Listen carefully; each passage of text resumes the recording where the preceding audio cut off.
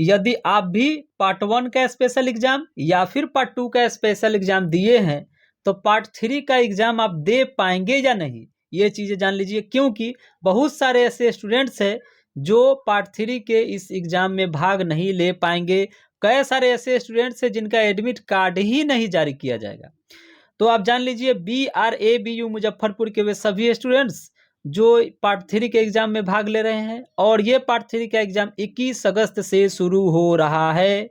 ठीक है, अब सेशन की बात करें तो 19 से 22, 20 से 23, 21 से 24 या फिर 22 से 25, इसमें किसी भी सेशन के बच्चे जो पार्ट 3 के एग्जाम में शामिल हो रहे हैं वो जान लीजिए इसमें बहुत प्रकार के स्टूडेंट्स हैं और सभी स्टूडेंट्स का एडमिट कार्ड जारी नहीं किया जाएगा।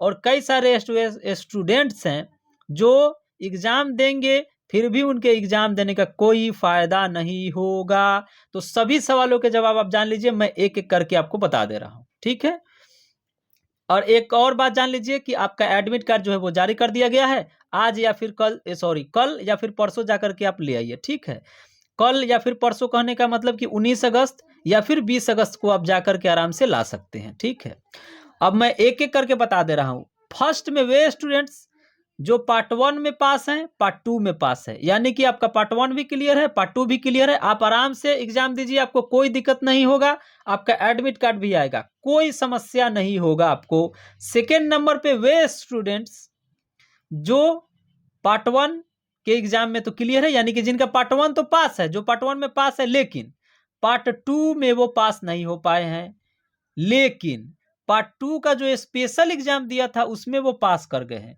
यानी कि जिनका पार्ट 1 क्लियर है लेकिन पार्ट 2 में वो फेल कर गए थे और पार्ट 2 का स्पेशल एग्जाम जो लिया गया था उसमें वो पास कर गए हैं। तो भाई आपका पार्ट 1 तो क्लियर था ही और पार्ट 2 स्पेशल में आप पास कर गए तो वो भी आपका क्लियर हो गया, तो आप भी आराम से दीजिए, आपको कोई समस्या नहीं होगा। थर्ड नंबर पे वैसे स्टूडेंट्स आ रहे हैं जिनका पार्ट 2 जो है वो क्लियर है लेकिन पार्ट 1 उनका क्लियर नहीं था। इसके साथ ही पार्ट 1 का वो जो स्पेशल एग्जाम था उसमें वो भाग लिए और पार्ट 1 स्पेशल एग्जाम में वो पास कर गए। तो आपका पार्ट 2 तो क्लियर पहले से ही था और पार्ट 1 के स्पेशल एग्जाम में भाग लिए और आप पास कर गए, तो आपका पार्ट 2 और पार्ट 1 दोनों क्लियर हो गया। आप आराम से भाग लीजिए, आराम से एग्जाम दीजिए, आपको कोई भी समस्या नहीं होने जा रहा है।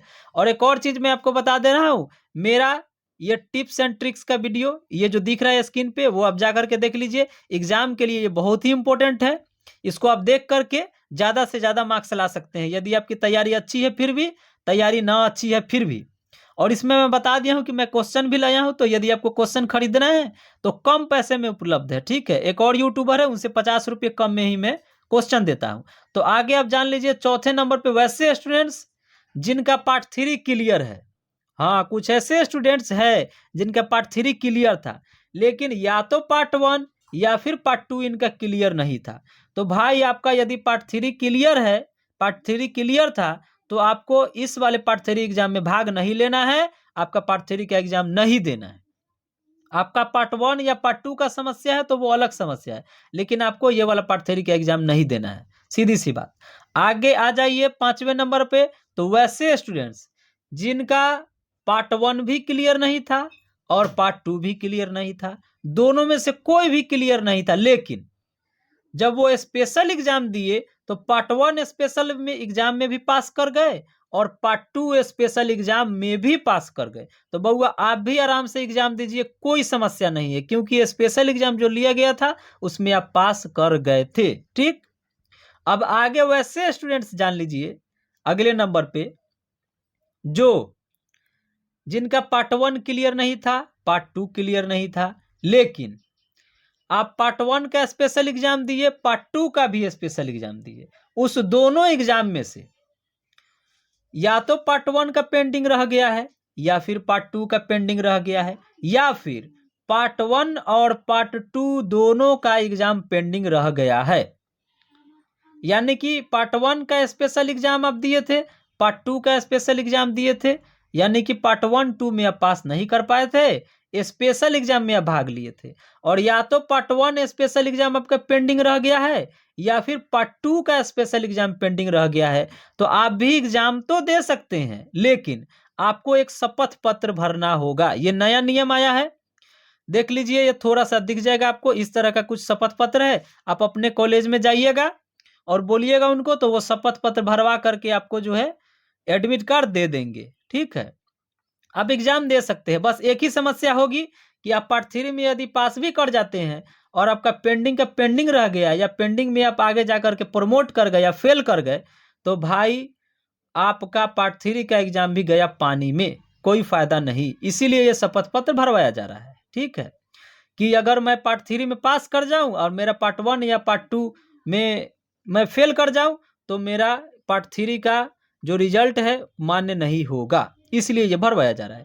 आगे जानिए, वैसे स्टूडेंट्स जो पार्ट 1 में तो पास नहीं कर पाए थे और पार्ट 2 में पास नहीं कर पाए थे, ठीक, और पार्ट 1 या पार्ट 2 का स्पेशल एग्जाम दिए थे, उसमें से किसी भी एक एग्जाम में वो फेल है, यानी कि वो पार्ट 2 के स्पेशल एग्जाम में भी पास नहीं कर पाए, या फिर पार्ट 1 के स्पेशल एग्जाम में भी पास नहीं कर पाए, या फिर पार्ट 1 या पार्ट 2 दोनों के किसी भी एग्जाम में पास नहीं कर पाए। कुल मिलाकर के आप जान लीजिए कि स्पेशल एग्जाम का जो मौका दिया गया था, उसमें भी यदि आप पास नहीं कर पाए, आप फेल कर गए हैं, पेंडिंग नहीं, फेल, पार्ट 1 फेल या फिर पार्ट 2 फेल, कुल मिलाकर के जान लीजिए या तो आपका पार्ट 1 फेल है, या आप पार्ट 2 में फेल है, या फिर पार्ट 1 और पार्ट 2 दोनों में फेल है, तो आपका पार्ट 3 भी फेल है बिना एग्जाम दिए। यानी कि आपका एग्जाम देने से कोई फायदा नहीं, कोई मायने मतलब नहीं होता है। आप अगर पार्ट 3 पास भी कर जाते हैं, फिर भी आपका पार्ट 1 तो फेल है, प्रमोट या पेंडिंग तो है नहीं, इसलिए आपका पार्ट 3 का एग्जाम देने से कोई फायदा नहीं होने वाला। अगर आपका पार्ट 1 फेल है या फिर पार्ट 2 फेल है, या दोनों में से कोई और फेल है, या दोनों में फेल है, तो लेकिन यदि पेंडिंग या प्रमोट है, तब आप एग्जाम दे सकते हैं शपथ पत्र लगा करके। ये सारी जानकारियां रही। यदि किसी प्रकार की कोई समस्या है, कुछ समझ में नहीं आया, तो ये मेरा व्हाट्सअप नंबर है, इस पे आप सीधे व्हाट्सअप करिए, मैं आपकी सारी समस्या का समाधान कर दूंगा। तो फिर मिलेंगे अगले वीडियोज में। थैंक्स।